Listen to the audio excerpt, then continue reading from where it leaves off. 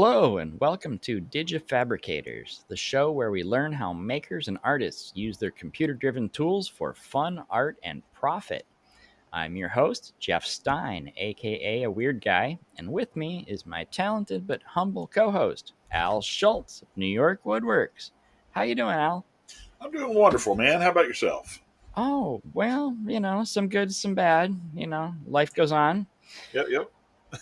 Let's throw in the disclaimer here, and we can start giving some serious jaw action going here. We got a lot to talk about.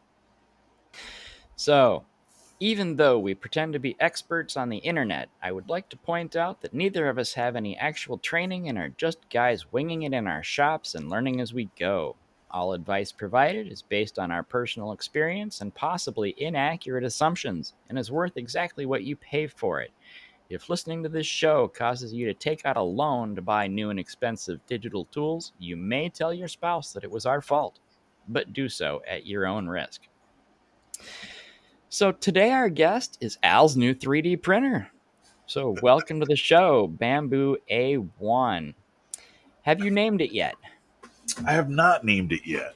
Is that a thing? I've named every other piece of equipment. I didn't even think about naming Well, this. I You- honestly, I haven't named mine either. oh, I never came up with anything new and interesting and exciting. I mean, clearly it's a valid question because both of us have named our CNCs. mm-hmm, I mean, mm-hmm. because your CNC is Hannibal Yeah, and mine is Rosie, yeah, yeah. um, named after the robot From the uh, Jetsons. from the Jetsons. That's right. Exactly.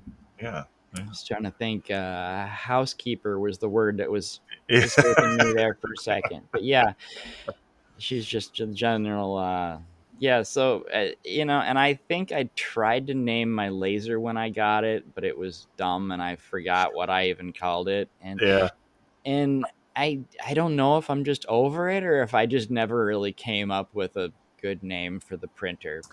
It is very interesting, like being over it. Like it seems like everybody named, like my lasers are named. The CO2 is Clarice to go with Hannibal, but I never That refer fits. to it as that. And then the laser behind me, if you have in television and can see our podcast, um, this is Sparky. Okay. That's the fiber laser. But I never refer to them. Hannibal has stuck, but Yeah. that's the only one.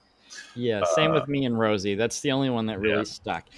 But I will say for the listeners, our disclaimer is true because I absolutely blame the purchase of this A1 printer on you, and my wife accepted it. Well, that's what works.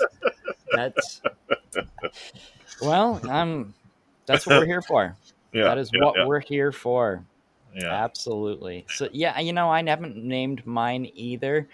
Um, I do refer to my AMS system as Hmm. the filament monster. Yeah, yeah. Now, that is partially because I found a model that had big buggy eyes that go on the let's see, I've got the AMS one for the uh, P and X line, not the. And see, yours has got the four reels that kind of hang out on spools that just sort of hang out on the side Hmm. of this Hmm. bar Hmm. You as should everything's out in the probably. open on the A's. But I've got the AMS that's an enclosed box that sits on top of the printer, Hmm. and so the eyes go on the sides of the lid, and then there's like four big bottom teeth that stick up from the front edge. And he's I'll post a picture of it on here Yeah, at some yeah. point. But he's adorable, so I refer to him as my filament monster, and he's the one that eats all my spools of Yes. filament.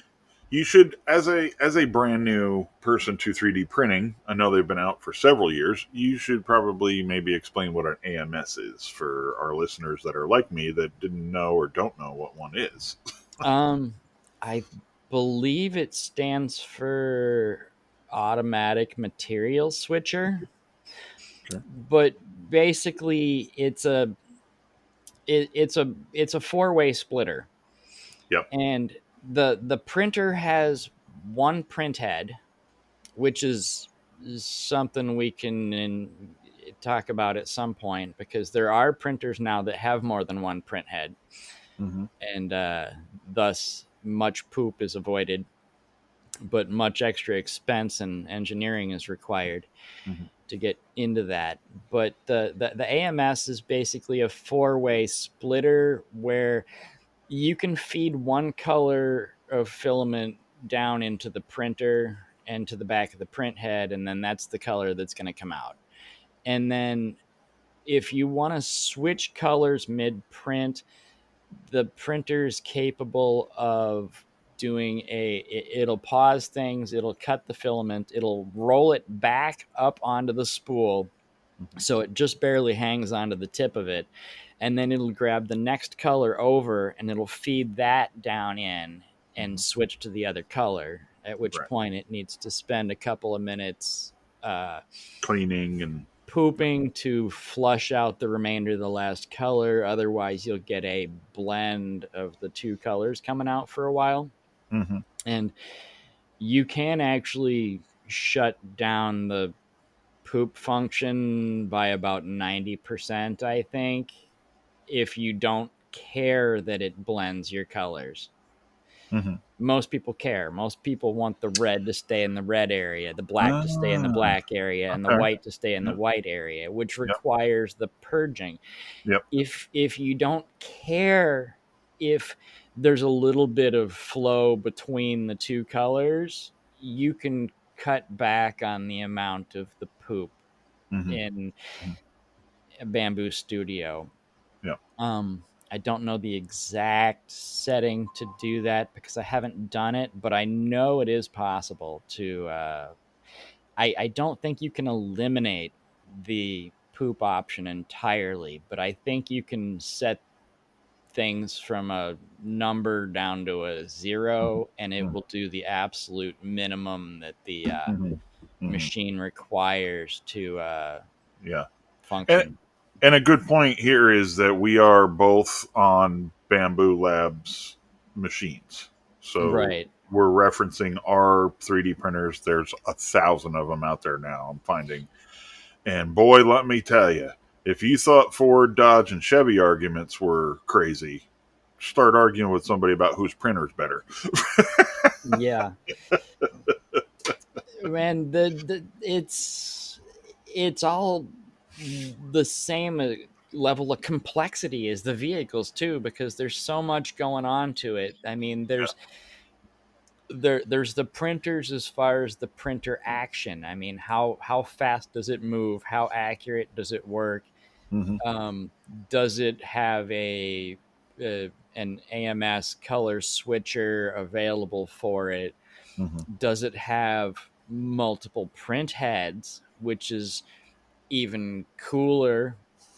Mm-hmm. I don't know how those machines perform as far as the printing function, but the concept of having four or five print heads, and each print head is got a spool that feeds it. Mm-hmm. So it doesn't switch back and forth with the spools. Each spool stays Loaded. stuffed into the back of the print head, Yeah. and then to switch colors, the head just it actually works like a tool changer on a CNC, Yeah. where You it, just it, change it the hot drops it end. Yeah. where the the framework that moves the X and Y and Z around, it like sets the head down just like it would drop the tip of the spindle in a Mm-hmm. vacuum tool changer, Mm-hmm. where it's got the tool already in that bit that's locked in previously. This would be the same as the filament being preloaded in that head, and you Uh, just drop off the head with the yeah. filament in it and grab the next head that's got the blue preloaded. Mm-hmm. You have to give it a quick squirt to prime the tip and get it going, but Mm-hmm. I mean that's like a layer, a tower. Mm-hmm. um So are and we? then you're off and rolling. So you can do color changes in like 15 seconds instead of like a minute and a half. Right. Right. Can And the you? Can waste is way you? less than the poop. So do you think technologically we will advance to the point where, say, you have a four-head printer, now you can have four a four-color AMS on each head, so now you have a 16-color printer with four heads. Mm, I don't know. You know, Can you I think having the imagine multiple the heads. logistics? I mean, I'm not going to say it's impossible. I mean, but the multiple heads was done for the explicit purpose of avoiding the whole pooping The waiting waste. Yeah, game. yeah, And I don't know if they're going to put an AMS on a multiple head printer. yeah. I don't know. That would probably just add the annoyance back in. Yeah. I will say that I'm not sure about the A1 with the AMS Lite, but the normal AMS and the AMS 2, the enclosed ones that Bambu makes, I do know that you can daisy chain these things. Yeah. And I know you can put at least 4 together. So Yeah. I at that point, I that's know Joey 16 colors. Steelblade. Yeah, Joey Steelblade has two linked, I think, and I don't want to talk out of school, but I think he can do 8 colors in one That print. would make Yeah, sense because each one yeah, holds 4. yeah, yeah, yeah. So I mean, That's a lot going on. and I I know a couple other people that play games like that too. I mean, we talked to Chris from Route 9 Science, Yeah. and he's got several printers. And I think he normally has an AMS for each printer. But then when he wants to do an 8 color print, he just steals the AMS from printer 2 and plugs it, Yeah. chains it into printer 1, and then he's got 8 colors over there. So what is the at the head? Like right now, I have a four hoses coming to the top of my printer head. So Yeah, is there an 8 hose adapter? I'm assuming for if you're going to run two AMSs. How I does that don't work? know. Or does it split? Is it a Y into a splitter? You know what I mean? I'm not even sure if you can chain multiple AMS lights or how. Yeah, yeah, I'm not sure if that's something you can do with the AMS light, yeah, seeing as I don't have an A1 or an AMS light. yeah, I'm yeah, not sure. yeah. I, Well, I even don't even know not. that I've seen anybody string multiples together. You might be limited to 4. I don't know the answer to Yeah, that. I don't know. I don't necessarily mean mine, but you have a single point print head, but you I have a don't have a 4-way in the back of my printer or on the top of my print head. I have one line. I have one uh, PTFE tube that goes to my print head, and it comes out the back of the so printer. you're literally when you change color, you're literally emptying the tube. It drags it all the way back up Yeah, into the 4-way splitter is yeah, inside the bottom of the AMS unit huh, underneath the 4 spools. yeah, So it's got a grabber at the front of each spool, yep, and then it's got 4 PTFE tubes that make it an entire like 6 inches in there. And then uh-huh, it gets to a 4-way splitter. And then yeah, there's one line that comes out the back of the AMS, and yeah, it goes around and connects and comes into the back of the printer. So when mine switches, it pulls the filament from the print head out of the printer all the way back up, basically right up to where the so that's the grabber splitter. is. Yeah, yeah, It yeah. backs it all the way up to the grabber and then feeds Interesting. the other Yeah, ones. So I've yeah, only got, and then there's a there's a 4-way splitter that you can, it's basically a hub that hmm you can mount on the back of the printer, hmm and then you can plug the 4 AMS units into it. interesting. So yeah, mine is that only my four-way splitter, instead of being on the back of my AMS, is at the print head. So when mine does a color change, it goes over, it hits a little cutter, and it's literally cutting about an inch and a half of filament. It just pulls it back an inch, so my PTEF tubes stay full of color. Okay. So it's only moving 2 to 3 inches, and then the new color shoves the inch of material that was left in there. That's the Right. poop. Goes in the little poop bucket, which is the first thing I printed, by the way. Yeah. But so so that's the mechanics of it. So obviously, we've quickly covered the bases that there are multiple applications, multiple types, enclosed. Yours is an enclosed unit. Mine is an open unit. Now, my unit, I've had people, I've had a couple of print fails. I've had several print fails, but I've had a couple of print fails that people are like, oh, if you're by an air conditioner vent or if there's a fan blowing on it or something like that, I could have a cooling. Uh, and that's another thing we should say real quick. When we're printing 3D printing, we're melting plastic, and it works kind of like spray paint. You want to have a wet edge. So if your filament is cooling off before it can get back around and put another layer on, it's not going to join, and you potentially have a fail. Whether that's holding on to the plate itself, or the piece in the middle, or a color change, or whatever.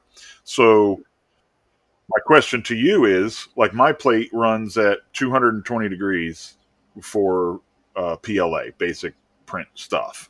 Because you're enclosed, are you running lower temperatures, or you just have more control in a cabinet? Um, let's see. I don't know. Um, I don't know English temperatures. Everything runs in metric. Mhm. And I think the 220 is the hot end. I Yeah, think that's the goes to like 260 if I do PTEG, like the high that's stuff. that's the hot end temperature, not the Yes. bed temperature. Oh, I'm sorry. Correct. You're right. You're So right. that's the temperature that it's melting the plastic out the tip at. And Yeah. then the bed temperature keeps the bed warm, so it keeps the part from letting go.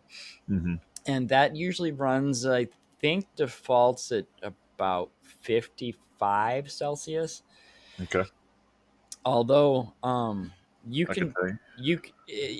here's another tip for you for things that don't want to stay on the plate. Sometimes turning the temperature up will help them stick better. Hmm. My plate So, is 70 Celsius right now, and I'm printing PTEG, okay.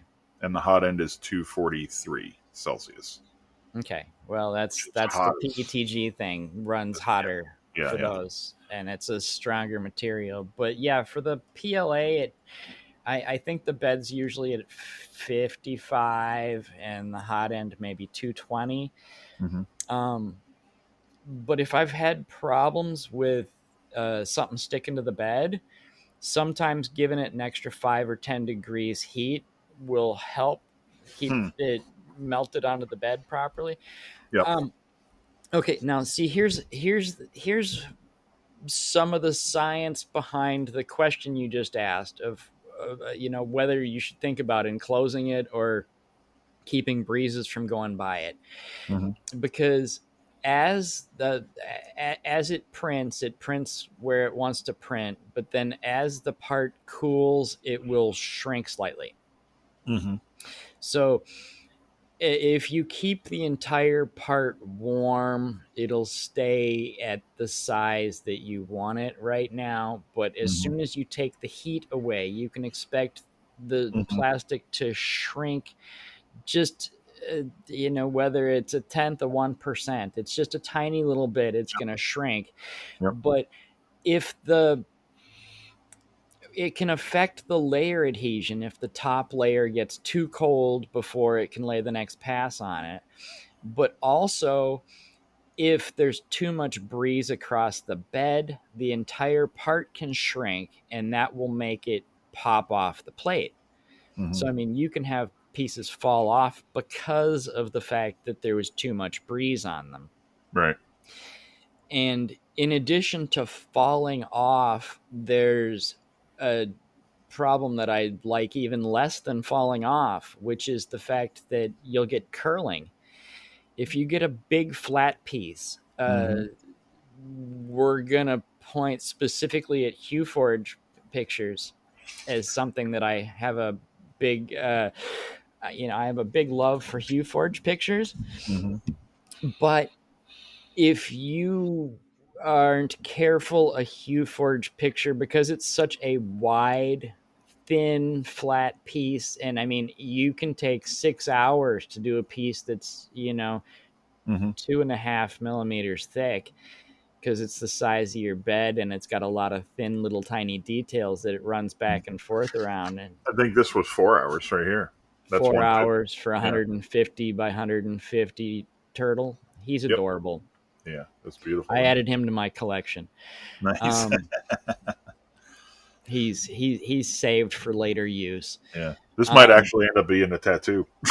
that'd be cool. That would be cool. Well, don't take in the print. Take in the photo that they used to make the Yeah. print, Yeah. Yeah. because Yeah. that's always Hueforge has never come out quite as good as the original photograph, Mm-hmm. but some people do really well with them. Yeah. But because they're really wide and super thin, that if it starts to cool, the corners can lift up a little bit. Mm-hmm. This one curled up in the center because it's thinner or thicker in the center. Okay. So it's actually, if I lay it down, it's probably a quarter of an inch high in the center. So it needs to be adhered to a backing of some sort. But Now, yeah, sorry. I've We're, got a piece here which you can see, but no one else can. mm-hmm. The Yeah, corner on this is like ripped up, yeah, yeah. because what happened is that the corner lifted as it pulled off the bed, and then the nozzle just ran into it, Mm-hmm. and just the hot nozzle just shredded the corner off of this Hueforge picture. Yep. And that's honestly the best case scenario, is it ruins the corner as it lifts. The worst case scenario, I believe you have encountered a blob of death. Oh my god, yeah. Blew the whole front of the printer head off. The plastic case and everything is That so is swollen. that's how you get the blob of death, Mm-hmm. is that you've got a print that's laid down, you've got a couple of layers down, enough to get, a half a mil or a millimeter or a thing, and then the corner peels up. And instead of just running, now see, with a Hueforge, if you just run into the corner, it's just going to tear up the corner, because it's got such good adhesion over the whole surface area, Mm-hmm. especially since I'm printing at 225 by 225 and using glue on a PEI plate. It's not going anywhere. So it can just shred the corner. But if you've got a smaller part that curls up and it hits the head, that part can stick to the head. And then basically it breaks the part off of the bed and sticks the part to the nozzle.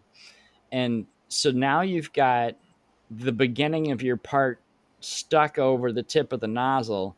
And as it drives around with this and keeps squirting more and more and more liquid filament into it, it just turns into a big blob, Yeah. and it globs up and it can surround the tip of the print head, which is, I've had two, actually I've had three. I was able to survive one of them. The other two I had to replace the print head. Mm-hmm. um I and was able to save mine.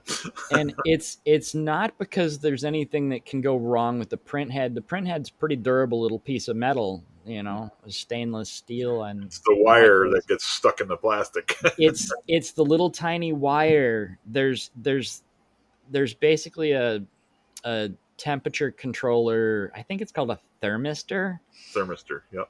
but it's basically a digital thermometer that reports back as to what temperature it is, so it knows whether to add heat or maintain heat or let it That's how cool off. your that's how your pilot light in your furnace works. It's got a little sensor that says, "Yep, it's heated."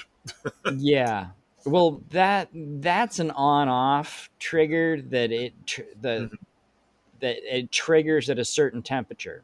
Mm-hmm. That's an always. When it hits 140 degrees, it automatically shuts off. But this isn't like a flip a switch kind of thing. This is a reports back to the computer what the temperature is. It's a Right. digital thermometer Yeah. basically, and Yeah. the wire is itsy bitsy, teeny tiny little, uh, 25 gauge Yeah, wire it or looks like something. I hair. don't know. It's super tiny, and getting the blob off the head without pulling that wire off is near impossible.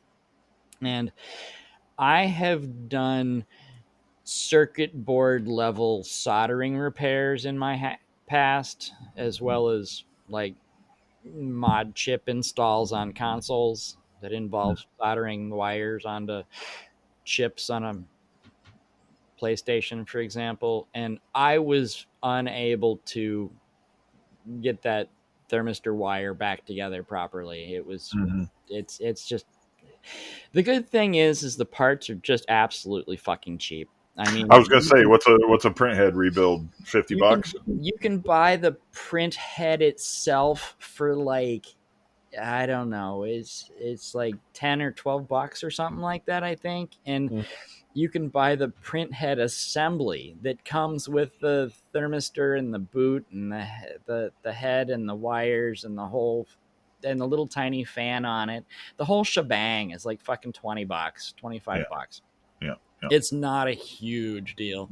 Mm-hmm. And these things are made to last as long as they can, but they're also made to, I mean, they know you that a lot of people are going to put thousands of hours on these things, and they're made to swap out the parts fairly easily and Mm-hmm. inexpensively.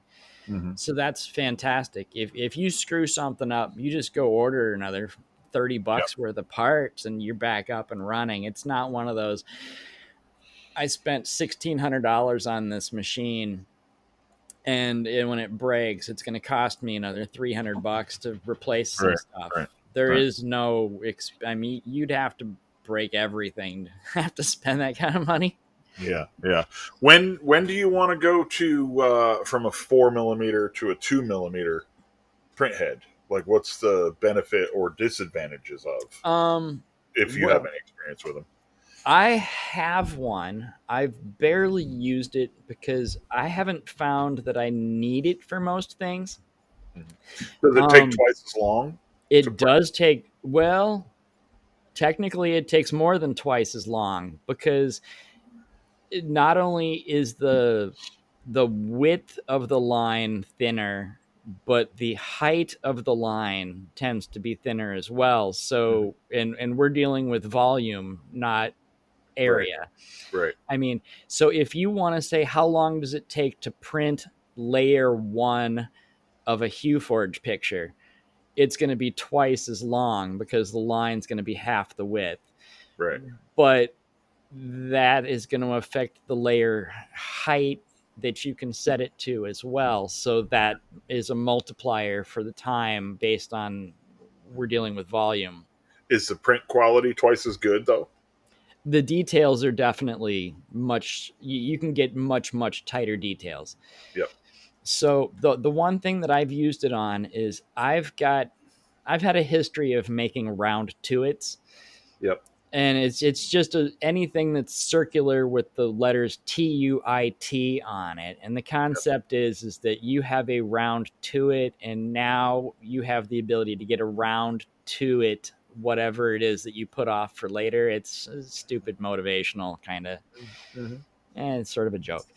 But anyway, it's a thing I've made a bunch of over the years, and I decided to make a round to it on the printer, which is just, it's like, I don't know, a 3-inch round disc or something like that. And it's got a border around it, and it's got the TUIT on the front. But then on the back, I actually wrote the phrase that goes with it and the explanation that says that this is around to it, and this will give you the ability to get around to all the things that you said that you would get around to later, but now you have around to it, so now you Yep. can go get around to it. Yep. And I actually like put that in text on the back of the disc, and it just, the detail it to put all those words on the back of a little tiny disc and shrink the text down, and it just didn't really, it was almost legible with the point 4, Mm-hmm. but I put a point to nozzle on it, and I told it to reslice and reprint with that, and you can actually read the text. Nice. You can actually read the text on the back of it now, and so that is the entire deal. Is that it gives you the ability to do much finer detail. The smaller the nozzle, Yeah.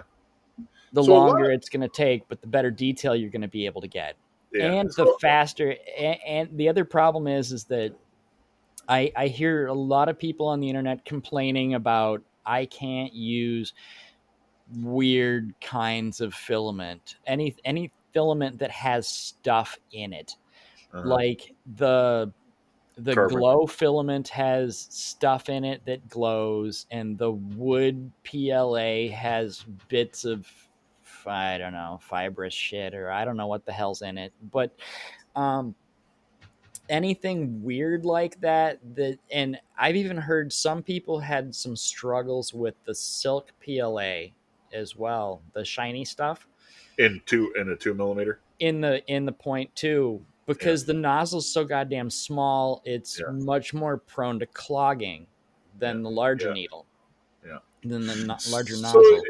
it's really interesting as we are a digital fabrication podcast. But as I grow and age and get old and have all these cool toys like the CNC, like a CO2 laser, like a fiber laser, and now a 3D printer, it's really just terminology. Like on a CNC, it's feeds and speeds and bits and how fast you're and how much horsepower you give it, RPMs. On a CO2 laser, it's power of wattage versus speed of travel. On on a fiber laser, it's frequency of pulse and speed, and now I'm learning in 3D printing, it's how fast you want to move, how thick or thin you want to make your line, and at what temperature you want to lay the material down. It's all basically feeds and speeds, just with different application.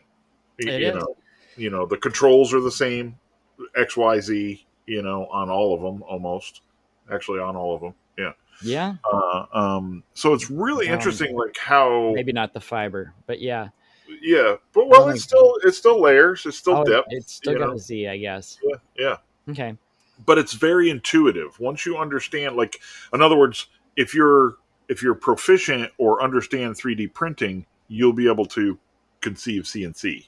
If you're proficient and understand CNC, you'll be able to process 3D printing or laser operation. So all of this digital fabrication kind of is in its own bubble, just with different tools and different They're all applications. very, very similar in Basic, function. yeah, yeah. Yeah, they're very, very similar in function. And technically, this is a weird one that throws people, but technically, all of these devices are technically CNC, Yeah, left, right, up, because down. CNC itself is, unless you hit the wrong side of Reddit, which, watch out for that one. I'm I'm sure not on every Reddit. well, okay.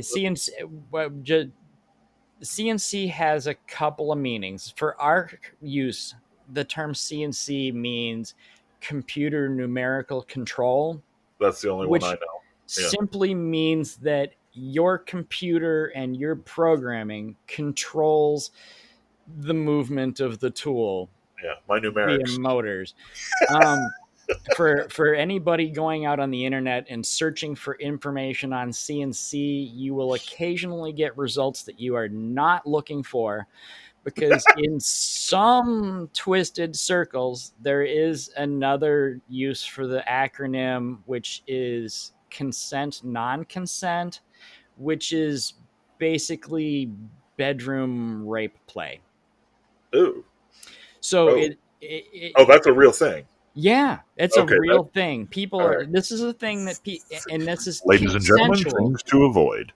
This is a consensual thing where, say, somebody wants to be Uh, yeah, yeah, yeah, handcuffed yeah, and yeah. We don't. gagged or something Yeah, like yeah, that, yeah. or All right. that. So watch out for that when you search for the word CNC, because sometimes that shit comes up, It Oh boy. certainly wasn't what I was looking for, but occasionally searches have come up with that, and I've had to learn that that's just something you know, Yeah. Yeah. something that you get with that term All is right, back to that 3D acronym. printing.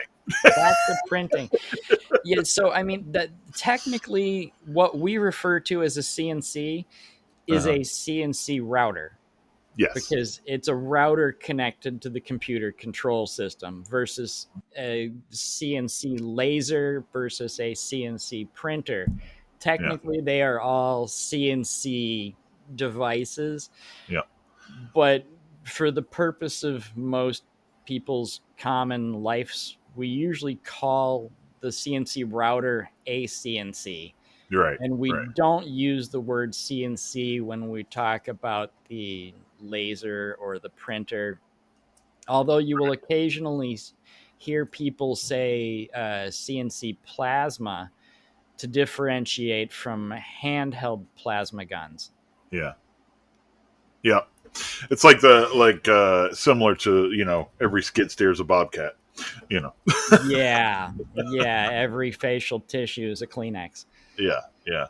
So I did have, we were talking about adhesion and stuff like that, holding parts, and as you know, because we stay in contact with each other, I'm holding up my little Bamboo Labs, or I'm sorry, yeah, Bamboo Labs, Bamboo Studios, a free file called, this is an F bomb, and it's tall. It's about an inch by inch, but it's like 4 inches tall. And the file prints, it's 3.5 inches tall. The file prints these little bombs sticking up in a group of 12. And what I was getting is I would get to about this color change right here, where there was a Yeah. detail. And I guess the time that it took to do its color change, the plate cooled off enough or didn't maintain. And when this thing starts whipping around, putting these little tiny ass dots, one of these would pop loose. Well, when one pops loose, now you created a lasso, and I've got 12 of these little half bombs flying all over the place. And this is a 10-hour print, and it just kept breaking and breaking and breaking off. So I put what is called a brim. Thank you for the tip. Yeah. Uh, and so you were like concerned that it was going to. And this morning, this thing, I just grabbed them and it just popped right out. But this is a perfect. And basically, what I did is I put a wider base, in layman's term. I put a wider base on the plate. So rather than 12 little pieces stuck down, it was actually one piece with 12 parts on it stuck down. Right. So they kind of all grouped together and held on for dear life for 10 hours. Well, yeah. If you've got So, a tall, skinny part, mhm, basically, if you've got anything that's sort of tall, but it has very little surface area on mhm, the first yeah, layer, yeah, then there's not a whole lot for it to hold down to the plate yeah, with. yeah. And the And if printer you, doesn't know if it's threw a part off. It just keeps trying to print oh, in midair, and you end up with the most beautiful spaghetti. My wife comes in and wakes me up the last 2 days now while this print has been failing. Every morning she comes in and she goes, "By the way, you made beautiful spaghetti last night in the living room." I'm like, yeah. great. Now that's one of the things that I paid an extra $500 for. One of What's that? those things that comes with the X1 is that it's got it's got a stronger processor in it than Mhm. what yours has. Yours has got Okay. a low end processor, so it has enough brains to take care of its printing needs. But mine has enough processing brains to uh, use an AI circuit to monitor the camera, and I have spaghetti detection. So if it starts leaving springy spaghetti all over the place, my machine will pause, send a notification to my phone, and go, Uh, "We've seen what we think looks like spaghetti. I Do was you looking want for to? this. Do you I was looking for this wanna setting. I don't have it, huh? You don't have it because Okay, that you makes it didn't get probably like that with the cheap right, one. That's right, one of right, those right. features you only get with the expensive one. Yeah. Well, show off. Because, well, I mean, because it takes a lot more processing power for it to watch with the camera and Mm-hmm. recognize when it's got something weird going Going wrong. on. Yeah. Something doesn't look right, and it looks like spaghetti, and it matches what the AI model says spaghetti looks like. So Yeah. mine will actually pause and say, "Hey, I think I see spaghetti. What do you think about that?" Mm-hmm. And And then, you could tell it to go on, or and right, I can look at it and go, "No, I see what you're looking at." But what happened is that when it took a poop, instead of the poop properly getting flushed down the chute and out the back like it's supposed to, sometimes you get the dingleberry effect where it doesn't quite cut off from the bottom of the nozzle. So when the nozzle moves away, it drags the poop out and drops it mm-hmm. on the plate. Mm-hmm. So Mm-hmm. every once in a while, I'll get a printer poop on the plate, Mm-hmm. and the AI detection will go, "Hey, I see something that doesn't look like it belongs there, and it looks stringy. Is this spaghetti? Should I wait?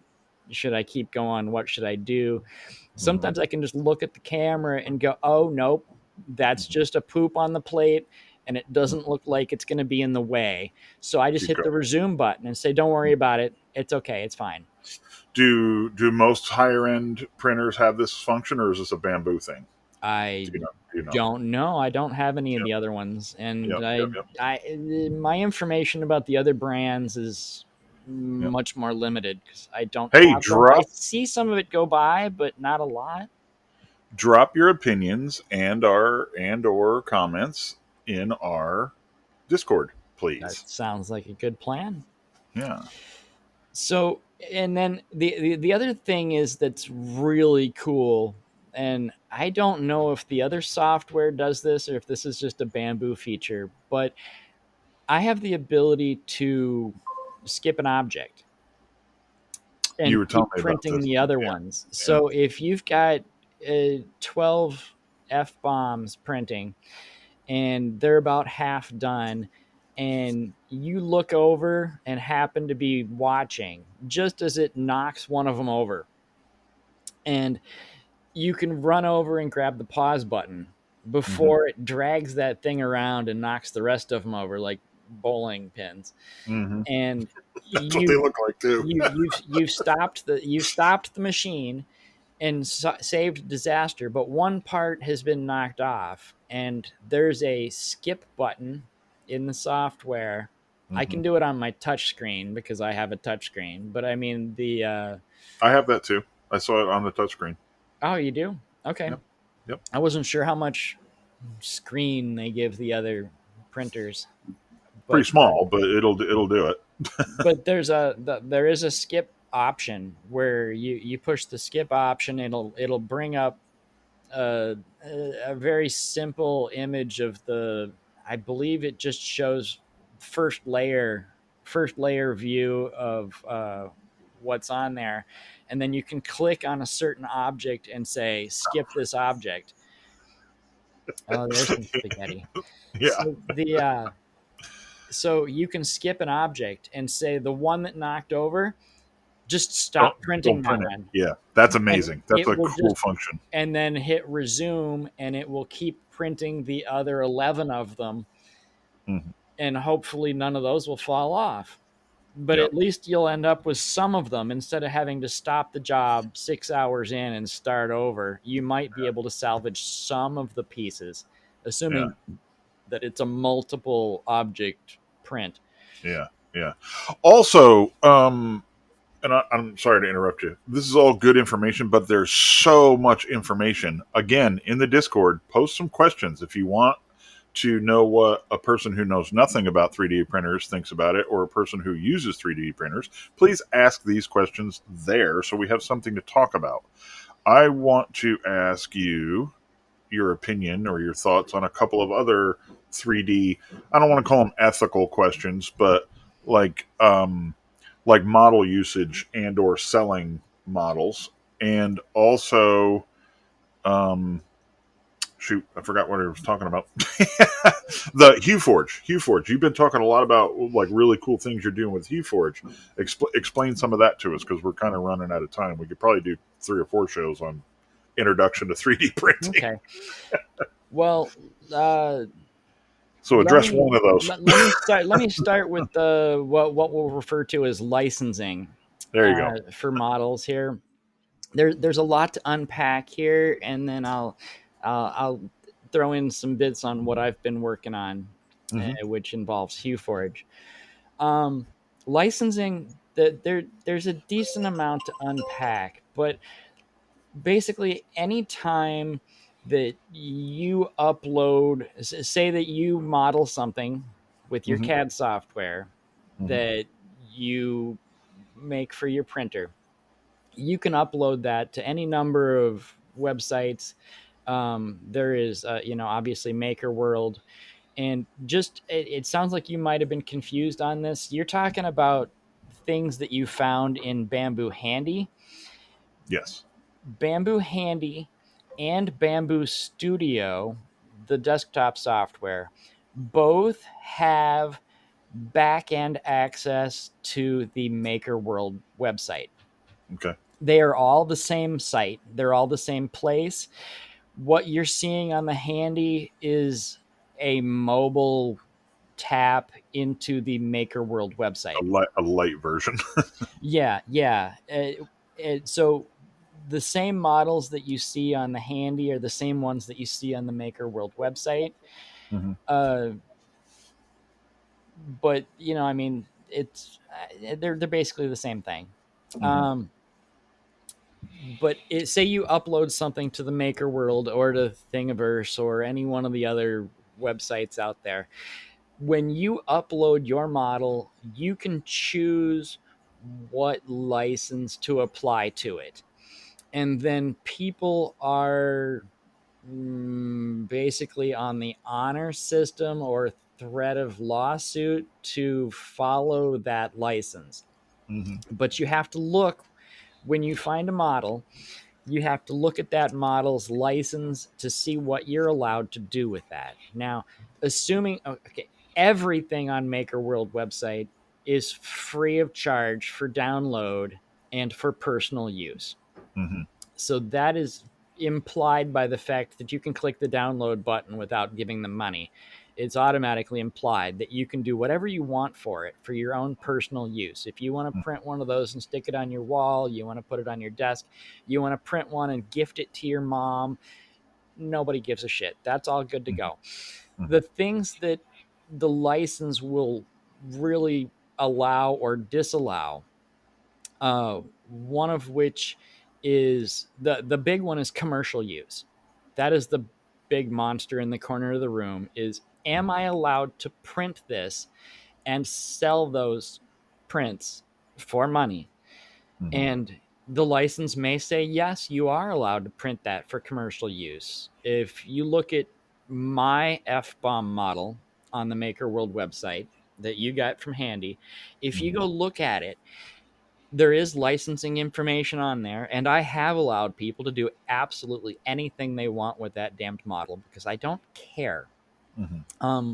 If you want to print those out and sell those in a store or sell those on Etsy, it's allowed because Hmm. the license says so, and I chose the one that would allow you to do that. It says commercial license is acceptable. Hmm. The other option is attribution, which is basically giving people credit.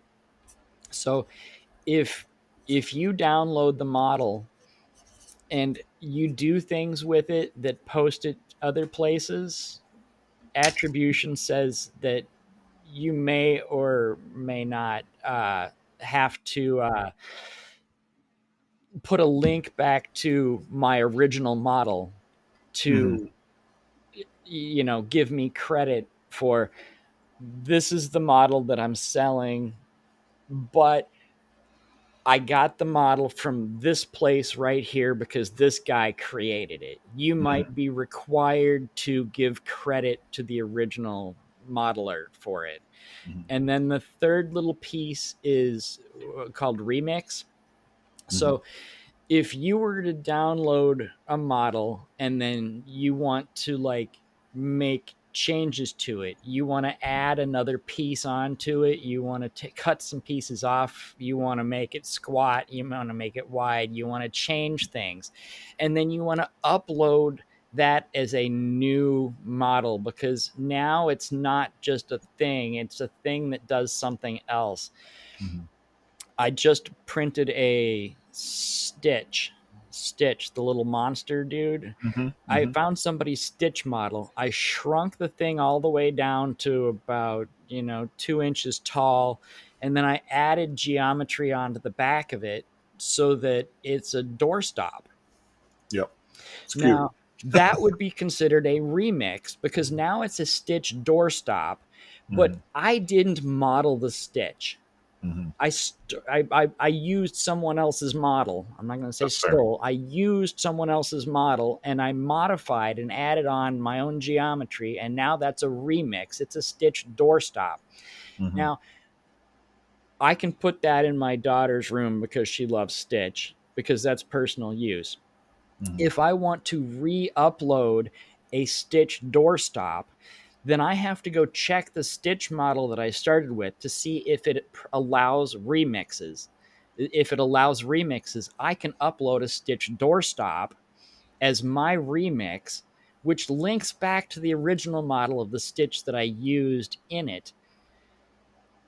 But if it doesn't allow remixes, then you can't repost that and reshare that as Mm-hmm. your Something you alteration. did. Right. Right. I was having I was confused between remixing an original, somebody's original, and creating. Like I was like, you didn't make the F bomb, but now I understand. No, you made this F bomb, and if I modify this F bomb, I'm modifying your model. Right. So that, thank you for clarifying that, If because if I you was like, model if you sit down with your CAD software and mm-hmm, you model one that resembles mine, that mm-hmm, is, you were inspired by my art to make your own mm-hmm, art that is similar. That is artistic inspiration. That is not remix. mm-hmm, If you download the CAD that I made mm-hmm, and cut pieces off of it, add pieces onto it, mm-hmm, twist it, turn it, tweak it, make it do something else. But my original CAD is still involved in that. That is a remix of my model right, yeah, that's fair. versus Right. a reincarnation that was inspired by my model. Yeah, Which, if you remake it, it's your model now. You can license, do whatever the hell you want with it. yeah, Okay, so I guess one of the bigger problems is that the licensing is kind of on an honor system to some extent. I mean, because once you've downloaded it for personal use, it's kind of hard to say what somebody's going to actually do with it. right. I mean, you can upload your stuff and you can say, you can print this, you can enjoy it, you can give one to your daughter, but you can't go selling these things around town and on the internet. And there's not a whole lot to stop somebody from actually doing it. I Yeah, mean, unless they come to the store you're selling them at or something. right now, technically, it's it's not illegal. It's but it is suable. I mean, there's a line there between the reaction you can have to something. Illegal means that the police will come for you and the DA will press charges. Uh-huh. Licensing's not something the police will come for, but you can the creator could sue you if, say, you've got uh, uh, say some you get some dragons from somebody, you download some dragons from somebody for Hmm. free, and then you like print a bunch of them and you start putting them on Etsy. The first thing you're going to do is you're going to get a cease and desist, and the Etsy's probably going to get a takedown request. Hmm. So as the creator of the model, you can go tell Etsy that these are not authorized for sale. This is my model. I own this, and this is illegal use of it, and please take it down. And you can sometimes get things pulled off of Etsy, and you can also get things pulled off of other websites too, where it's posted. Where if you've got like a no remix, no reshare, means that you can't just upload this to another website. Hmm. If the license says that you're not allowed to remix or reshare, and you download it from Thingiverse, and you're like, this is a fantastic model, I think it should just be added to the Maker World site just so people over there can enjoy it. Well, you're not allowed to do that if it says you're not allowed to do that. Hmm.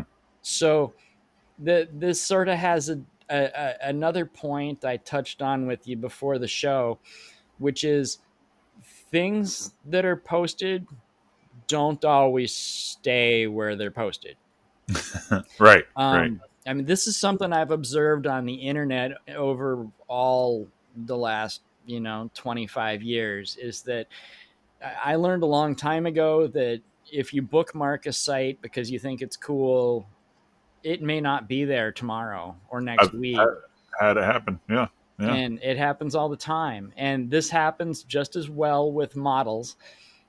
And because somebody may post a model on Maker World, but they may not own that model, and they may not have the permission to post that model. Why would they do that? Well, because Maker World gives you uh, store credit Uh, for posting things that are popular. So if I post an F bomb, they give me a couple of points. And yeah. if What do you do with those points? I'm sorry. Explain those points. you can turn those points in for store credit on Bambu Labs, you can buy a fucking printer, you can Really? buy filament, you can buy, yeah, you Like, can does it buy take a? shit. Is it like Marlboro Miles in the '80s? Yeah, it's exactly like Marlboro Miles in the 80s. And I That's funny. had, as someone who had a couple of Marlboro hats, a couple of other gear, I had the cold weather sleeping bag. So, Nice. yeah, oh yeah, it was super warm, man. Wow. Sidetrack. Sidetrack. Sorry. Sidetrack. Anyway, yeah, it is like that. Where Yeah. if the more people that download my model, that gets me more points. Hmm. And there's a boost button on it. Yeah. I see And it. Yeah. basically Maker World will give you as a user boosts. You'll get a couple of boosts. You can use like a couple of boosts a week. So if you see a model that you really think is good and you really like it and you want to help reward that creator without actually spending any fucking money out of your own pocket, you can push the boost button, which is just, it's like I get a couple of free votes every week to give somebody a high five for a really good model. And the more boosts your model receives, the more points you get. Once you get up to about 500 points, I think it gives you, I think you can get like what is it, a $40 gift card for the Bambu store. No shit. Okay. Oop, Yeah, sorry. I'll have to look and see what the numbers. I don't Yeah. remember what the Yeah. numbers are, but I think it's somewhere like 500 points, and I think it's a $40 gift card for Nice. Bambu. I mean, and you can do a couple things with it, but I mean that's the popular choice, is to put it in Bambu gift cards. How do you know where your points are? Let me see. Are Oh, you? points boost. Limited time. You might have to be on the actual website. I don't know if the app will Yeah. do that, but I have 55 points. on the yeah, there's a little coin button up in the corner of the Yeah. website. Yeah. I currently have 251 points, Nice. and let's see, it costs 490 points, gets you a $40 gift card for the Bambu store. Nice. So you can buy filament, you Two can rolls of buy filament for that. accessories, whether, because I mean, the Bambu store's got a bunch of weird shit. Yeah. Hmm. They've got like things to add onto your models, like Yeah. The axles and little wheels the and lights. tubes and Yeah, yeah, lights and yeah, circuits and shit like yeah, that, the yeah. magnets and all that. You can buy all of that shit, or you can buy. There's also some stuff. There's some stuff on the front page that has what is it, like labs or something like that. Yeah, there's a maker lab thing where you can like feed it a picture and it'll like do shit with the picture, and it's like you can feed it an image and turn it into a model, but Huh. sometimes those things use points, so you can spend your earned points towards those so you don't have to pay for points. Hmm. If you've contributed, you earn points and you don't have to buy those points to spend on the maker lab stuff either. And Nice. I haven't done a whole lot of that, but it is what it is. But so, and you were saying earlier that when you see something you like, you hit the little plus button, and Put it in a collection. it's Yep. like add to collection. Hmm. Okay, well that is a great way to, that is, you're bookmarking it. You're just Yep. marking that product as something, that item is something that you want to have in your collection, in your bookmarks, and you can go back to it later. Hmm. You can go back to it later if it's still there. I was going to say you kind of made a good point, and I'm assuming I downloaded a model that I really wanted, and I went back like 3 days later to print it, and it was gone. And I'm assuming it was a mixed. It was probably a remixed model that didn't have permission to remix, and they took it down before I got to it. Or it was a model Something. that was on Thingiverse with a no share, and someone Hmm. downloaded it and Yep. uploaded it to MakerWorld so they could earn points on your work.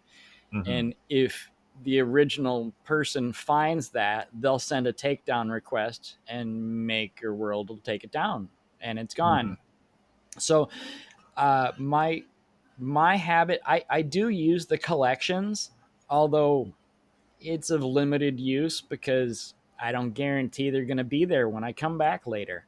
Hmm. What I do use the collections for is I'll sit on the couch and browse through the database on Handy looking for interesting things, and Yep. I'll bookmark them. Then later, when I get back to my computer, I will open the Maker World website. I will go to my collections and click on the collection, and then I Hmm. will go through and download those things into my laptop. Yep. So I collect on local hard drive. I don't collect on the web because I don't guarantee the web's going to be there later. And if I like this model, I mean, I don't know why these things disappear. I don't know if it's because they weren't supposed to be there, they weren't allowed. Sometimes people change their minds. People, sometimes people say, I keep this model on my Patreon, but I'm going to put it out as a sample to tease people, and if you get there this week, you can download it. But then he's going to take that model back down later because he wants people to pay for it. So, I mean, there's all kinds of reasons these models come down, Hmm. Hmm. which is why I have a I see it, I like it, I download it mentality, because I know my hard You'll drive's be going to proud be of there it. tomorrow when I come back to it. Yeah. Well, I mean, yeah, the hardware, anything's possible. But I mean, it's fairly good likelihood that my computer will still be working and that model will be on my hard drive later. Versus, will it be on Bamboo site? I don't know. I don't know. So, okay, I think we've pretty much covered that. Now we'll do a little bit on the Hueforge as to what I've been working on. I and it's been pretty quiet. I haven't done a whole lot publicly. This has been sort of kind of going on quietly in the background here, but I'm pretty sure most people are familiar with Hueforge at this point.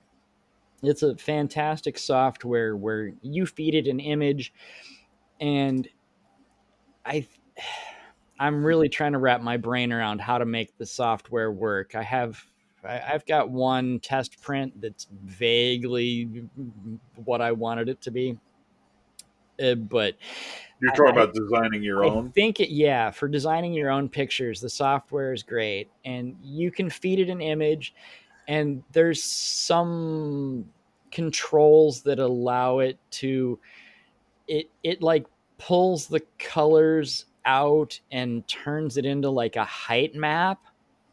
Mm-hmm. So basically the lighter colors turn into taller areas of a flat picture. Yeah, kind of like what the Fiber fiber laser. does Yep. with depth. Use grayscale. There's 256 layers of gray. Right. So Except you this is more complicated because it actually uses freaking colors. and So actual layers. and actual layers too, exactly. So you tweak some stuff to adjust the way it creates a height map, and then you assign different heights on the map to different colors, and it knows how well your colors will bleed through. It understands that if you've got a millimeter of black and then you put a 0.2 millimeter layer of white over the top of it, it doesn't look white Yeah. because you're still Yeah. going to be able to see the black through it because it's such a thin layer, and you'll get Mm-hmm. like a dark Gray. gray, and you Yeah. add another layer on it, and then you get a light gray, and you add another layer on it, and suddenly now it's starting to look pretty much white. Yeah. And it understands that, and you play with the sliders until you it's kind of almost color blending. It's Mm-hmm. fucking magic, and it's almost it's really difficult to understand. It's not super easy or intuitive, and I'm fighting with it, but I'm getting there. But Nice. I love the pictures. I've printed out like 50 of the damn things that someone else has made. Mm-hmm. I print tons of these things for the last 6 months. They're great. My walls are covered with these damn little things. And the only major drawback, well, I mean, there's a few drawbacks as far as to how many damned colors you can use. And there are cheats for how many colors you can use. I've printed, I believe, 7-color Hueforge with my 4-spool AMS. And the reason you can get away with this is because it prints all of the black, switches once, then it prints all of the blue, and it switches once, and then it prints all of the red, and then say it switches and prints all of the yellow. But if you've got a Hueforge that's got 5 colors, basically what you do is during the print dialog page where it assigns what colors to what colors, you say, I want it to use the black spool in spool 1 of my AMS to print the black from the picture. Mm-hmm. Then you assign the blue spool to the blue color, and the red spool to the red color, and the yellow spool to the yellow color. But then you've got a white, and you assign the 5th color to the first spool. You Right. tell it that you want it to print the white using the black color. Mm-hmm. And then sometime after the black has finished printing, You but swap it. before it finishes the yellow, you just walk over and you yoink the freaking black spool out and you feed the white in. And then it'll print that as the Mm-hmm. 5th color Mm-hmm. because you did a switchy change that it doesn't know about. So you can do more than that. So, but that is kind of a stiff limitation as to how many colors you can feed it. But as long as you're there to keep yanking the spools and replacing them, you can get around that limitation. Mm-hmm. The limitation that's been a pretty hard one to get around up until now has been a size, though, because you can only print the picture as big as your plate. Mm-hmm. And with the Bambu system with the plates, you've got, I think it's 255 by 255, but Yeah. I'm not sure about the A's and the P's, but the X has got some exclusion areas that you can't print on Hmm. without doing some weird shit to Right. disable some things.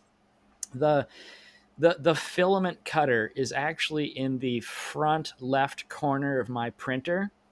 Hmm. So instead of having like a mechanical cutter that when you're done with a color, it cuts the end of the filament behind the head and then retracts it back in. Instead of having a motorized part that performs that cut, it pulls the printer over to the very front left corner and jams it sideways, and it hits a little pokey thing on the side of the box That's what that mine is. pushes the Yeah. cutter in. Yeah. Yeah. So, Mine's on the end of the gantry though. It can do it anywhere. okay. It's just on the right side of the gantry. It goes But whoop. so on my plate, I actually have a little tiny corner of the front left corner of the plate that I can't print on because it'll cut the filament if it tries to go into that corner to print it. So, I believe my physical limitations left to right on the x axis, I think I can do like 238 Uh huh. without running off the edge or into the exclusion zone. So I've figured out that, and a Hueforge works best with a frame, Yeah. because it's just a flat piece of plastic. It doesn't stick on the wall by itself. I mean, you can tape it to something if you want, and you could put it in an actual frame if you want. But I mean, printing a frame for it seems to be par for the course, and that takes a little bit of extra space. So I'm comfortable printing a Hueforge up to 225 by 225 and Hmm. still have a little bit of room around the edge to make a frame for it, because the frame obviously has to be bigger than the picture, it has to go around it. Right. So if I do a 225, I can still print a frame and fit it on there in less than the 238, and I that works out pretty well. But I mean, that's a 9 to 10 inch picture. It's I guess probably pretty close to 9.5 inch picture, and that's really cool.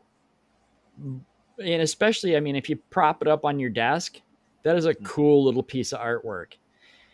On your wall, it's kind of small. It's Yeah. kind of, I mean, I've got 15 of them running down one wall, and it's starting to look kind of trashy. I Hmm. mean, the pictures are awesome, but the Hmm. fact that it's got 15 little tiny pieces of art that are each individual and that's as big as they get is kind of not as impressive. Hmm. um so I've been trying to work on a fix for that. And the beautiful thing about Hueforges is that they are infinitely scalable. Once you've created the Hueforge, you can expand or contract them to any size you want, although I generally recommend keeping X and Y at the same percentage. Otherwise, you'll get, some stretching, Distortion. Yeah. obviously. The important thing is that you never adjust the Z on the model because it's a height map and the colors are programmed to change at certain heights. So therefore you really can't adjust the Z. You leave your damn Z alone. But I mean, you downloaded a turtle that's 150 by 150 by say 1.5. Hmm. If you click on that and say scale, you can adjust the X and the Y to all the way down to, you know, 50 by 50, or you can scale it all the way up to 225 by 225 and just leave the Z. Alone. And there's a connect these and there's a disconnect these. Hmm. So, I Hmm. mean, you can just go in and say, I want these to be 200 by 200 because that's the size of the frame that I like to print. Hmm. And you can just go in and you can leave the bars connected and say 200 and it'll go 200 and then the Z will jump to 150% as well. and then you hit the uncheck and put the Z back to 100%. Just Mm-hmm. don't fuck with your Z's. Um, Yeah. they'll screw up the height map, and then your colors are off, and everything's just, yeah, it's just a mess. So, in addition to being able to scale it up to 225 to fit the plate, Bambu Studio also has a bunch of other options. Like you can cut the model on a plane. You can click on an item, and then one of the tools up at the top is actually a cut button.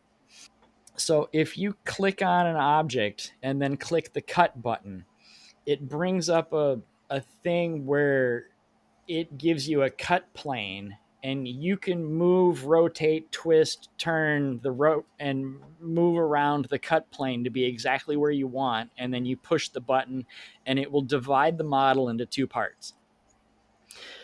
It's a lot cooler, more complex than what I'm doing here, because it's got options to put, like, if you're cutting a 3D model, and you can like cut off the head and then put pins in it so that the pieces snug back together and line up with alignment pins when you're done.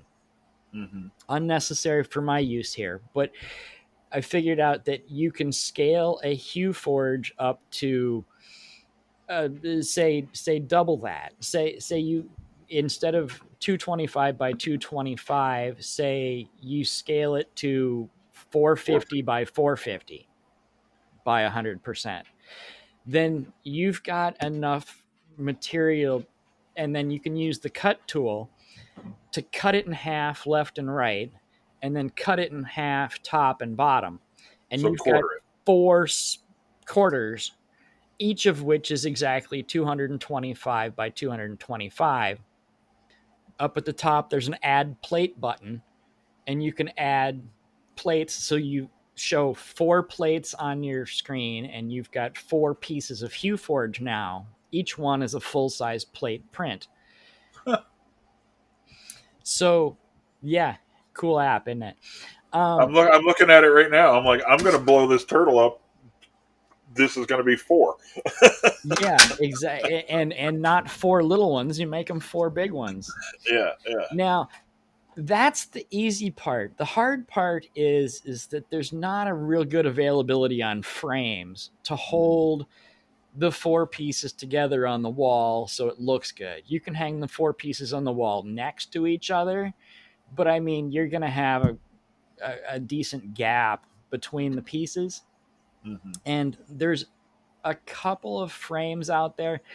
I found a frame, somebody split a Star Wars picture left and right into two pieces, and they made a frame for it where each frame has got like 5 or 6 mil border around the edge, and then they ran uh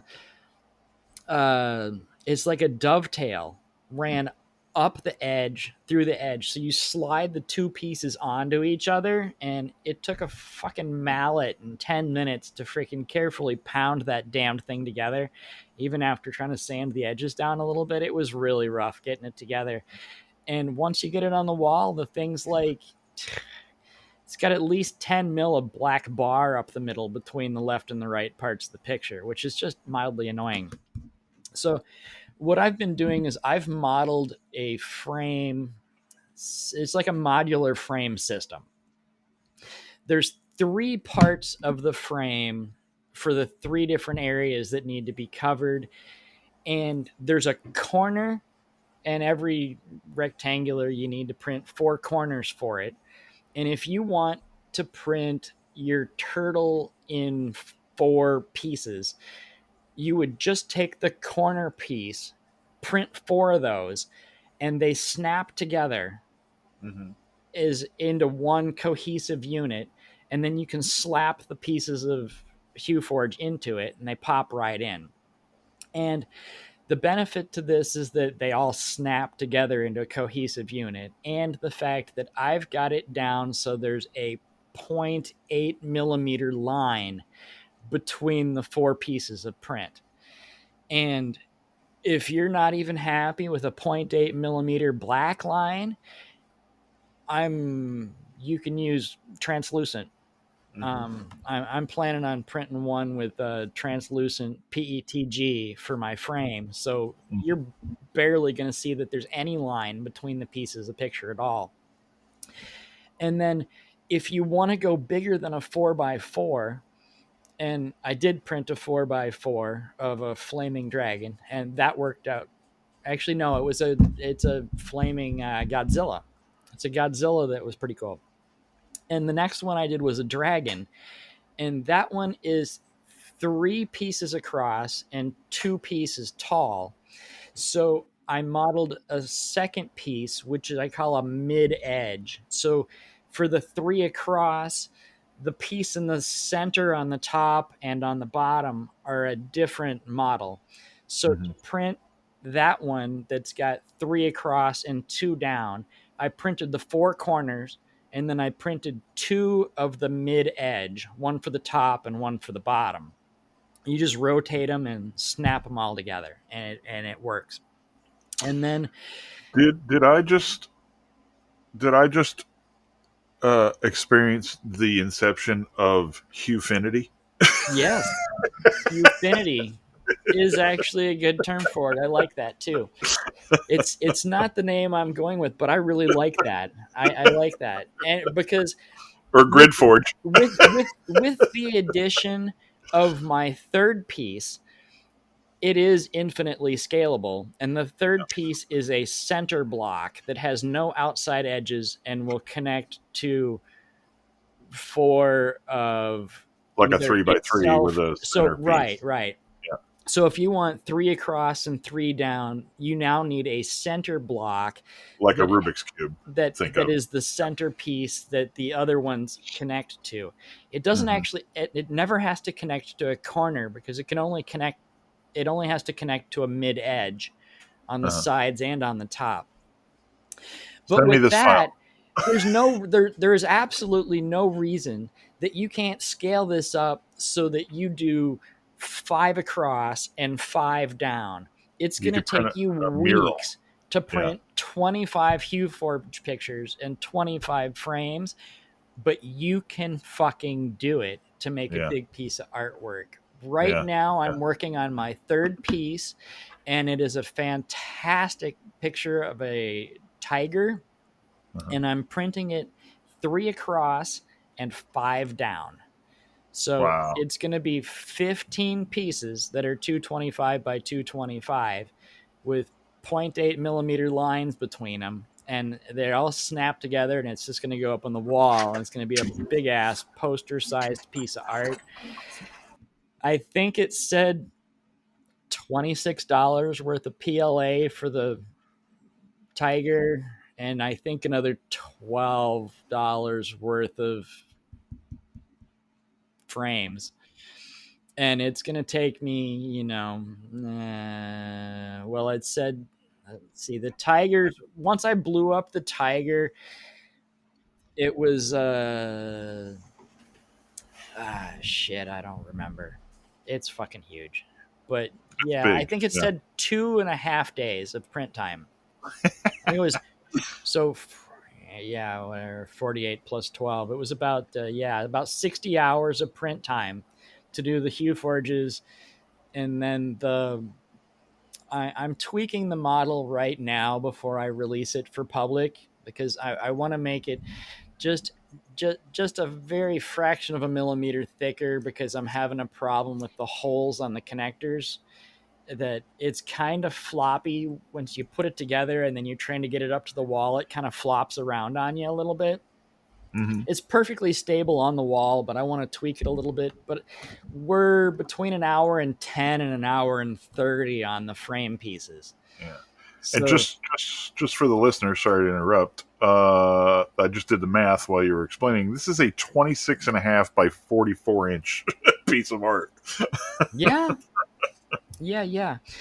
And then this this also ties back into the licensing conversation that I'm glad we had first, Yeah. because one of the things I'm going to do is I'm going to try to create original Hueforge art that I own rights to, Mm-hmm. And then maybe I'll try to print poster sized pictures on Etsy, where I sell people a 3x4 or a 2x3 sized poster, and then they get the 6 pieces of frame and the 6 pieces of Hueforge and the instructions on how to snap them together, put it on the Mm-hmm. wall, and put the pictures Mm-hmm. in it. Mm-hmm. Um, I could sell that as a physical object once I have figured out how to do the Yeah. original artwork in Hueforge. So, do the edges of the hue forges themselves have to have some kind of a treatment to fit into these frames, No, or I could just pop this into one of your frames right now? you can. Yeah, I sent you my single picture frame sized for 150 by 150. If you print out the one I sent you, you can just pop it in. Okay, Um, you know, find that. uh, you've had a cabinet with like a sliding glass door, right? Yeah. When you put the sliding glass door in, you push it all the way up and then tip the bottom in and then drop it down and it stays in place. The frame It's I sent you works like that, okay. except the piece of glass would not go in because it's about a millimeter shorter gap than the Hueforge. So you have to flex it just a little bit to push it over the edge and pop it in there. Yeah. The new frame that I'm working on that works for the bigger pieces and the locks together, it's got little tiny bumps that stick out on each side, and you just give it a little tap and it just pops it past that nub and it stays behind the nubs and it doesn't fall out. Nice. Nice. Now, once I have that perfected and ready to go, I can post that on Maker World, and I can put it up for free to make your own posters for whatever you want. Here's the instructions on how to do it.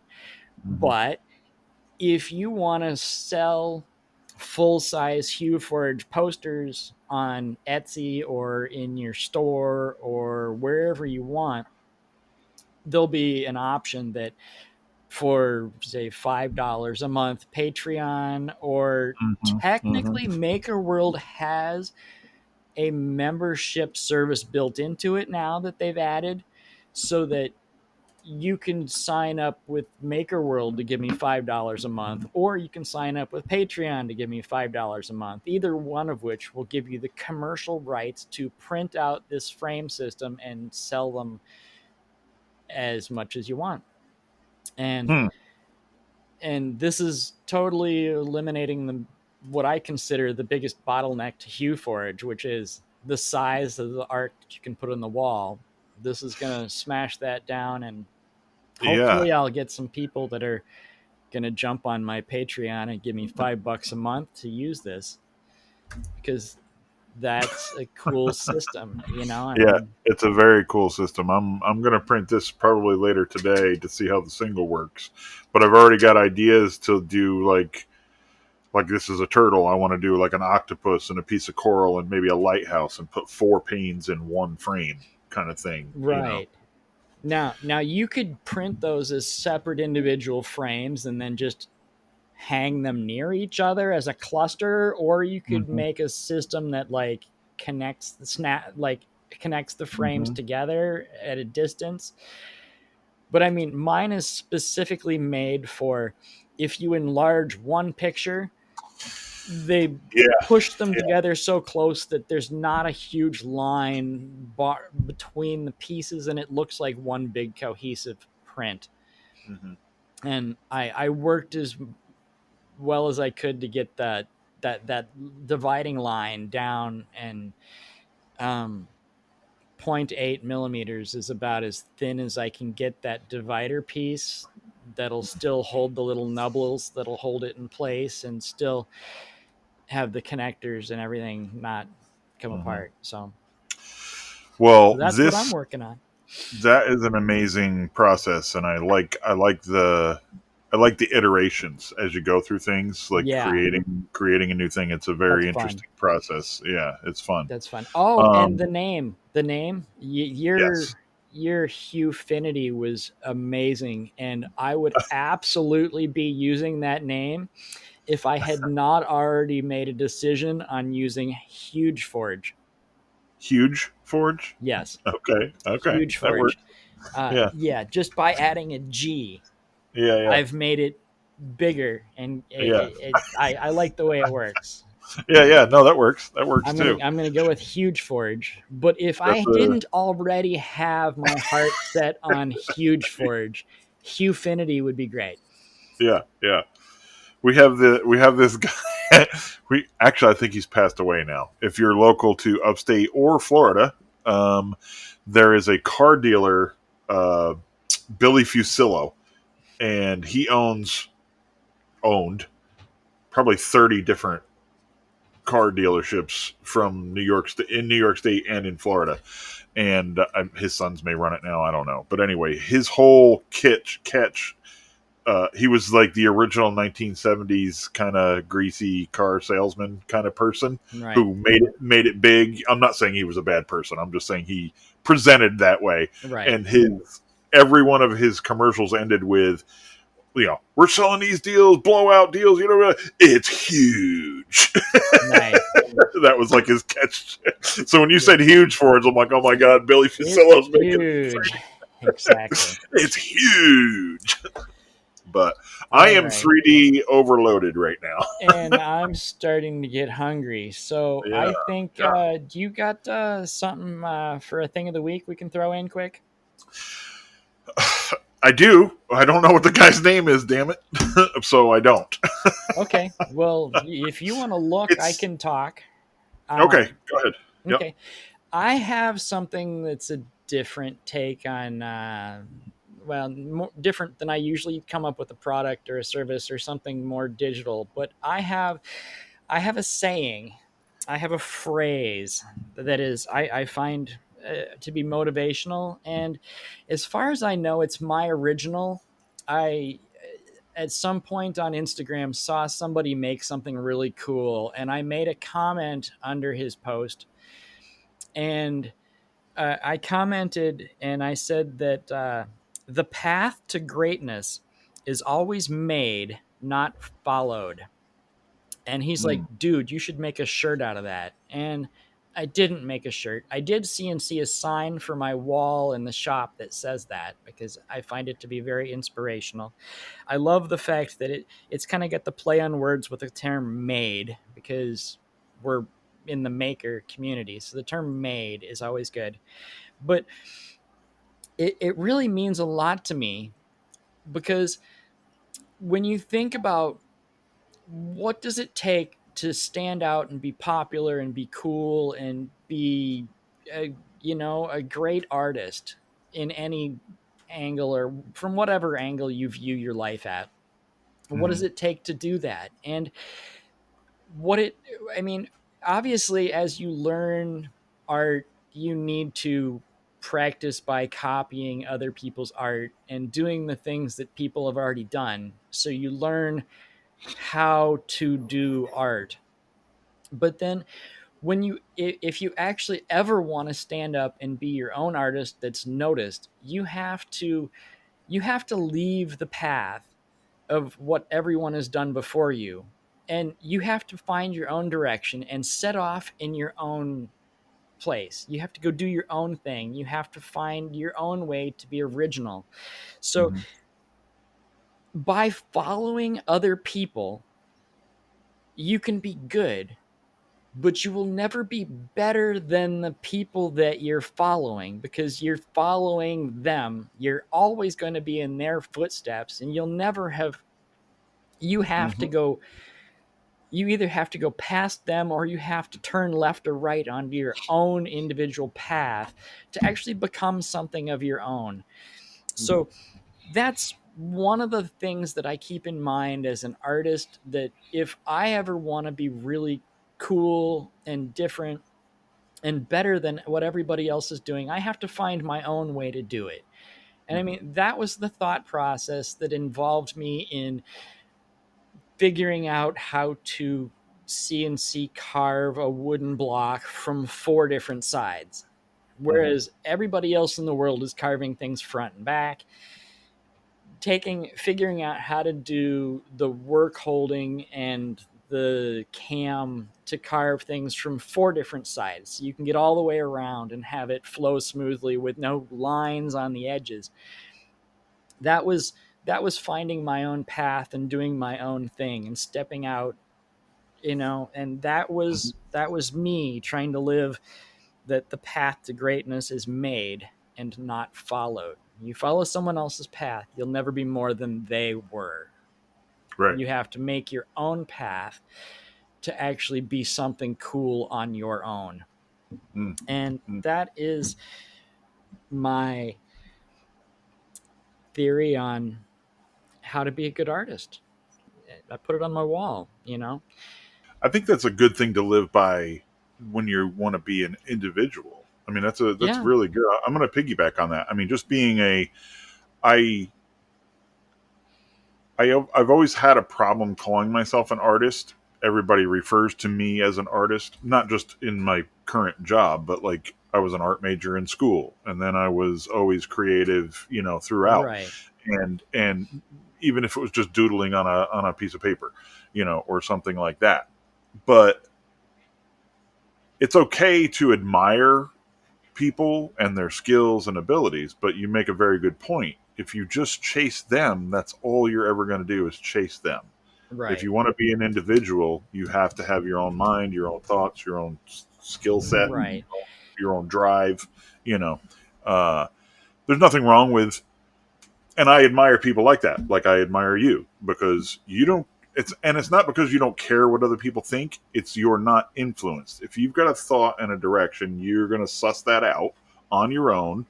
Thanks for some the advice or the pointer or whatever, but you've got to figure it out. And once you've got it, then you've got it and you move on to the next thing. And I'll toss in I had another thing of the week if you want to call it that, but I'm going to toss in my friend Alex from 66 Customs New Jersey is his Instagram. He's a body man. And if you think about a body man, person who restores cars, professionally, um, it's like, oh yeah, some body hammers and some bondo and a paint gun. Anybody can do that. This guy is using 3D printers for detail work in 100-year-old pieces of art, cars and stuff like that. Like he did a classic GMC logo on a 3D printer and then covered it in leather and made it a 3D part of a vehicle, or right, uses it, he does it.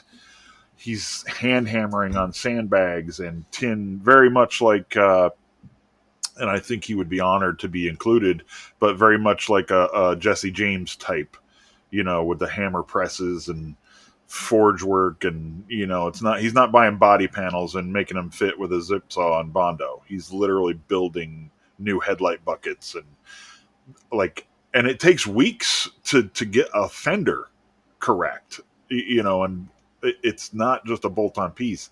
And he uses all these skills. And at first I followed him because I'm doing a body project with a dune buggy, and I'm like, oh, I want to be just like Alex. And then to your point, well, I'm just going to chase him my whole life if I don't learn from him and then apply it in my own life. right.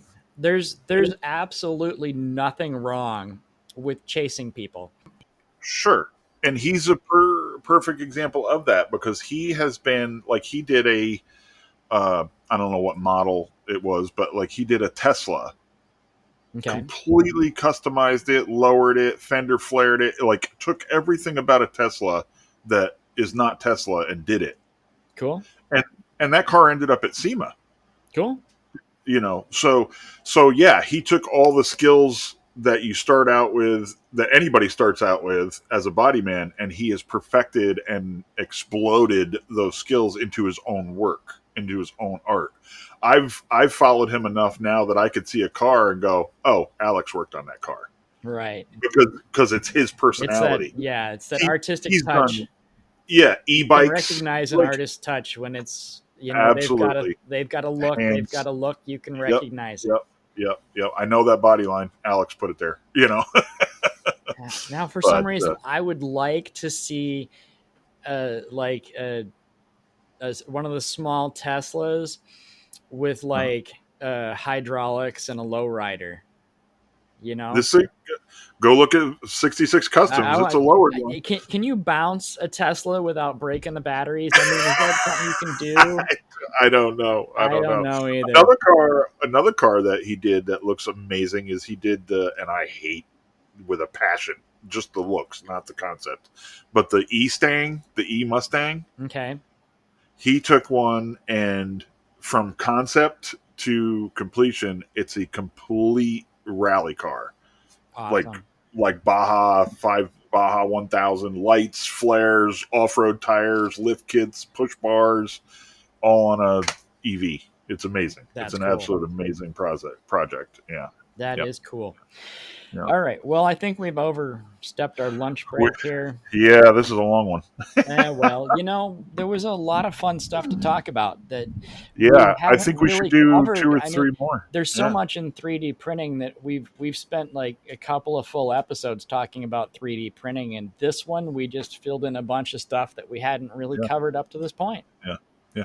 Hey, everybody, please go to our not Patreon, our what's that thing? The comment place? The Discord. The Discord. Please go to Digifabricators Discord and ask any question. We'll answer anything if it's legal. Neither one of us were on Epstein's Island. Nope. Nope, never even seen it. But Not as a child, not as an adult. not yet.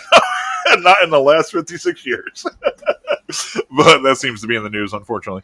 But yeah, go to our I want to say Patreon again. Damn it, Discord, and ask us questions, especially if it's subject related to what we've been talking about. We want to hear what you think. We want to hear if we say something you think is wrong, feel free to start an argument. Oh, absolutely. We state right up in the beginning that we are absolutely have every right to be wrong, and it's entirely possible that I have misspoken something at some point. In the last 10 minutes. Because I'm absolutely not an expert in, say model licensing, for example. Yes. I mean, I've done Yes. some Oh, looking yeah. at it. Yeah. Oh, right before I wrap it up, I will say one other thing. It'd be advice to you and some other people about if you want to print things to sell and Uh-huh. you don't want to run afoul of the licensing issues for either legal reasons or moral reasons, because it's Yeah. kind of a Yeah. shitty thing to do to take somebody's crap and sell it without permission. Right. um, there are filters on these websites. If you go to Maker World and you go to the search page, you can actually tweak the search results to give you all of a certain type of license. So Oh, if nice. you want Yeah. to search for things that are commercially allowed, if you want to find products that you can sell legally Very with nice. no Very money nice. Yeah. whatsoever, you can Yeah. filter search results on MakerWorld and Thingiverse and most of the other places, I'm guessing, have some of that stuff. But you can actually filter your Mm-hmm. results Mm-hmm. by license type. That's a very good protection. Good, because you can. I bet you a lot of people. I actually did it. Like one of the first things I printed. I put out on Facebook and said, "Hey, if you want one, let me know, or if you want to buy one, let me know." And two people, strangers, saw it, emailed me or messaged me and said, "Hey, this is a licensed thing. You can't really do that." So I unintentionally almost did it. I took it down immediately. Right. But that's a very good point. That's good. I'm glad you brought that. That should be a thing of the week. And For yeah, sure. that is a good tip, that if you're looking to do things the right Mm-hmm. way, if you're Mm-hmm. looking to not, I mean, because I mean, if you're gonna print some stuff and take it to a flea market or a garage sale or something like that, part of it says, well, who the hell's gonna know? Mm-hmm. But I mean, it's still kind of a shitty thing to do morally, even Yeah. if you can get away with it. Mm-hmm. But if you want to make sure that you're not being that quote that guy Mm-hmm. that's taking stuff and selling it, the one, but you want to be somebody that figures out how to monetize your computer and how to print stuff that you can sell. You can filter the website to say, Mm-hmm. give me things that have this specific license type and that specific license type allows commercial selling, and therefore Mm-hmm. everything in the search results, download it, print it, put it in your store, put it on Etsy, do whatever you want, make your Yeah. money with it. You can do Yep. that because Yep. you can filter by license type. Yep. So that's my last good tip. I wanted to make sure Or I had that thought earlier and I lost it, and I'm glad I found it before we closed out. yeah. And if you're going to print something and sell 100 of them at $5 or $10 a piece, why don't you throw the creator $10 for a licensing fee? You know, Exactly. and then And everybody moves up. and sometimes I mean it depends on where you're at and what the people do, but people can do what they want. I mean, it's their license, they can do what they want, they can set it up. Sometimes you buy an item. If there's a somebody made this really cool dragon, maybe you have to pay them $50 and they'll give you the model and you can do anything you want with it for the perpetuity for life. You own Mm-hmm. the rights Mm-hmm. to that model. You can print it for 10 years if you feel like it and make your money back out of it. Mm-hmm. A Mm-hmm. lot of people are on a subscription model where you're either on a Patreon or like a the Maker World has a membership, a paid membership that you can Mm-hmm. do right on Maker World, and it handles the payments and the permissions and everything. But if you give them $5 a month, you have access that you have been granted the rights to sell this commercially. Mm-hmm. And Mm-hmm. lots of people have Patreon and they've got 70 models that they've made. And if you give them $10 a month, you get the rights to sell any of their models Mm-hmm. as You're long as subscribing. you keep. Yeah. And but that's not an in perpetuity, that's as long as you maintain your Right. subscription. Right. You're But subscribing to the maker. you're Yeah. subscribing to the maker's commercial license is what you're Yeah. doing, and then for $5 a month you can get this model. For $10 a month you get every model they've ever made, Mm-hmm. and you Mm-hmm. can print as many of them and sell them as you want as long as you keep your membership. That's so smart. That's good too. Yeah. so Yeah. and I'm hoping to get in on the sell the licensing to model part, because that is residual non-work money. Mm-hmm. It means Smart money. you've done the Yeah. work up front and you're going to receive residual. This is like in the maker community when you design some woodworking project and you sell the plans to it. And like Mm-hmm. every month a handful of people will buy the plans because they want to make Mm-hmm. your thing. This is where you do all the work up front and then it's a Mm-hmm. residual income that just Yeah. keeps coming in later Yeah. for you. And Yep. that's the same thing with the licensing. Once you've got a model that people like, they want to pay for it, then that's money that just keeps coming in for work you don't have to keep doing. Mm-hmm. Anyway, I'm hungry. It's lunchtime. So Yep. I'm I gonna go think eat we're something going to myself. call that a day. I'd like to thank our guest, Bambu A1 Printer, for coming on the show today. He'll be back. He will be back. Whatever his name is, he will be back. Yep. If you want to follow him on Instagram, watch Al's stuff and see him print things with it. So everybody that enjoyed the show should, I guess, watch Al to see what he prints next, and maybe watch me to see what I'm printing next. So, need to thank Al for taking the time to hang out, and thank the listeners for tuning in. And I have a huge thank you to all our current patrons for their support. So, as always, many thanks to Adam from BKR Customs, Ed Swanson of Ed's Clocks and More, and Eric from Overall Makerworks. And we have a new patron member. We have Jess Nelson, our No previous shit. guest, Nice. decided to sign up for our Patreon. And I'd That's love to cool. say some nice things about her, but I mean, we already spent an hour and 45 minutes saying nice things about her. You should go listen to that show That's right. and make sure that you're following Jess because she does amazing things. She's the only person I know that's got a CNC sewing machine. Yeah. Yeah, And that and is 3D prints clothes. and yeah, yeah, and 3D prints on cloth and all kinds of other fun stuff. She's an amazing Yeah, person. So welcome to the patron group, Jess. yeah. Thank you. So, if you'd like to help support the show, you can share it with your friends. You can leave reviews anywhere you find a review, or you can join our Patreon, which is at patreon.com/digifabricators. And our Patreon is currently capped at $1 membership because episodes are coming whenever they're coming. If this fall comes back around and your time schedule starts to open back up more and we officially commit back to a bi-weekly, we will probably bump it back to $5 option.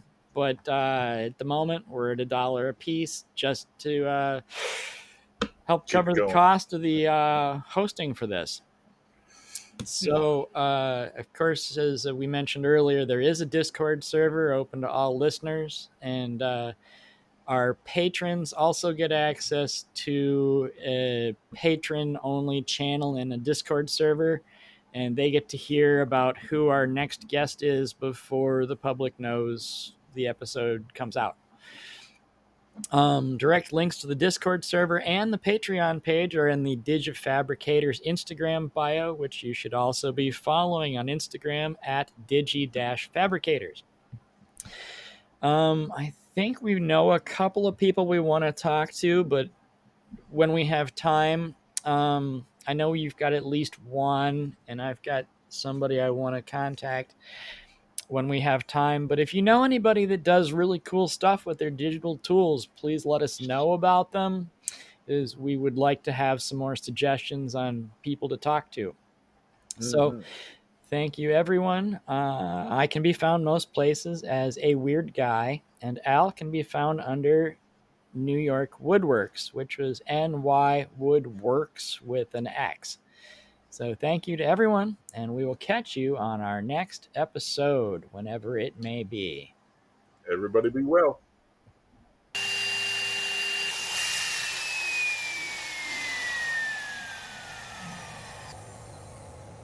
Sweet. Nailed it.